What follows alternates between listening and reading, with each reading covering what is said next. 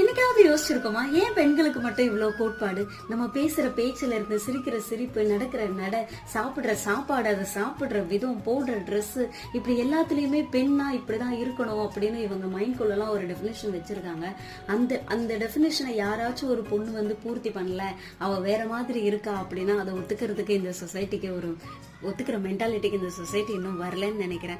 சரி, பொண்ணுங்களை மட்டும் தான் இப்படி பண்றீங்களா, பசங்களெல்லாம் என்ன பண்றீங்க அப்படின்னு கேட்டா, ஒரு ஆண் அவன் கஷ்டப்பட்டு மனசு விட்டு உடஞ்சு அழறான் ஒரு இடத்துலனா, என்ன பொம்பளை மாதிரி அழுதுட்டு இருக்க அப்படின்னு சொல்றாங்க. ஏன் பொம்பளைங்கன்னா அவ்வளவு கேவலமா? இல்ல அழுவுறது பொம்பளைக்காக மட்டும் எழுதி வைக்கப்பட்டதான்னு தெரியல. இல்ல ஒரு ஆண் ஒரு இடத்துல கோழையா இருக்கான் அப்படின்னா அவனுக்கு சேலையை கட்டி விடு அப்படின்னு ஈஸியா சொல்லிடுறாங்க. அப்ப சேலைனா ஒரு கோழையான ஒரு ஆள் தான் கட்டணும், கோழையான ஒரு ஆளுக்கு கொடுக்கப்பட வேண்டிய ஒரு பொருள்னா அதை ஏன் காலங்காலமா இதை பொண்ணுங்க தான் கட்டணும், இது பாரம்பரியம் அப்படின்னு சொல்லி எங்க மேல திணிக்கிறீங்க? இந்த மாதிரி 1000 கேள்வி நமக்குள்ள இருந்தாலும் இதுக்கெல்லாம் பதில் கிடைக்கிறதே இல்ல.